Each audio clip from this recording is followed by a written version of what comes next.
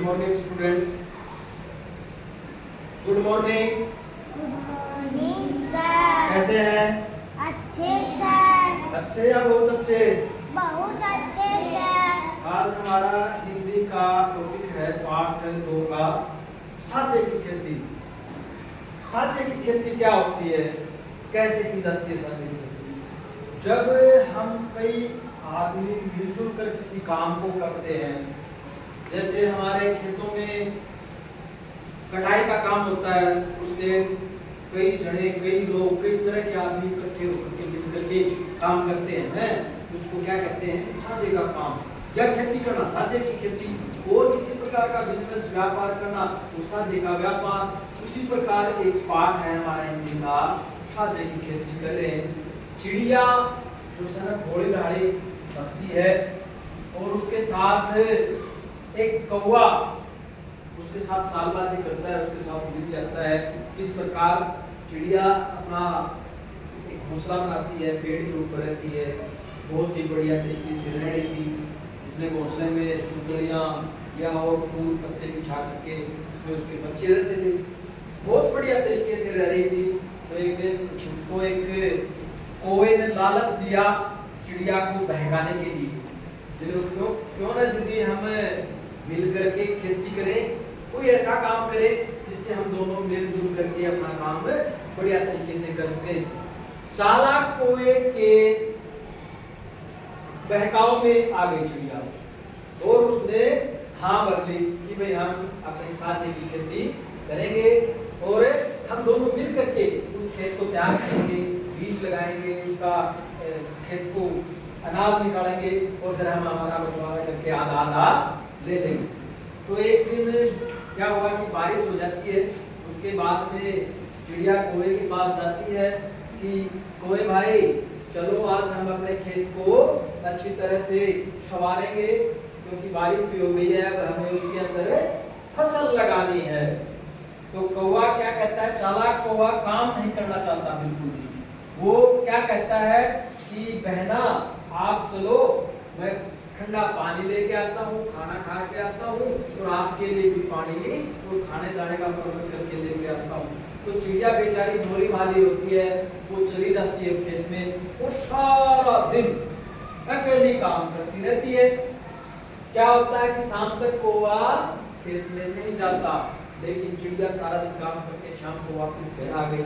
उसने शाम को फिर कहा कि भाई कौवे भाई कल हम इसमें अनाज बोएंगे, बीज डालेंगे, सुबह चलना है, आप तैयार रहिए। ठीक है चलो बहना चलते हैं। सुबह क्या हुआ, चिड़िया कौवे के पास आती है और आकर के उसको क्या कहती है कि चलो भाई आज हमें खेत में बीज डालने हैं।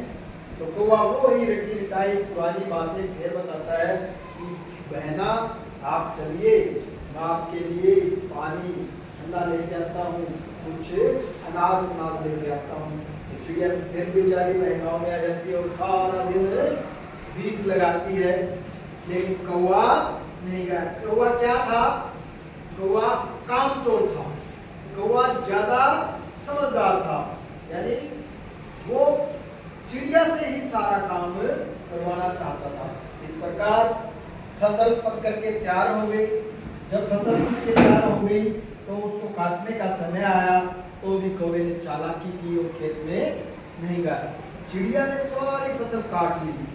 काटने के बाद उस फसल को अलग अलग कर लिया, एक तरफ बाजरा, दूसरी तरफ भूसा। जो बाजरे का काट करके निकालते हैं उसके में वो जो अलग से कचरा होता है, वो एक कचरे का ढेर लंबा लग गया, ऊंचा भी लग गया, अच्छा लंबा लग गया, अच्छा ऊंचा लग गया। तो उस दौरान क्या हुआ कि कौवे को पता चल गया कि आप चिड़िया ने बाजरा निकाल दिया है। वो लंबे लंबे लंबे लंबे डग बढ़ते हुए अपने खेत में चिड़िया से पहले ही पहुंच गया। तब क्या हुआ, कौवे ने सोचा बाजरे की ढेरी तो थोड़ी सी है और भूसा अच्छा ऊंचा लंबा चौड़ा ढेर लगा हुआ है, तो क्यों न मैं ये बंटवारा कर लूं, ये भूसे वाली ढेरी नहीं। उसको ये पता नहीं कि ये भूसा किसी काम का नहीं, इसको पशु खा सकते हैं। और बाजरा की ढेरी छोटी थी, तो कौवे ने क्या किया, उछल मिल के भूसे वाली ढेरी पर बैठ गया और कहने लगा कि ले बहना बंटवारा हो गया।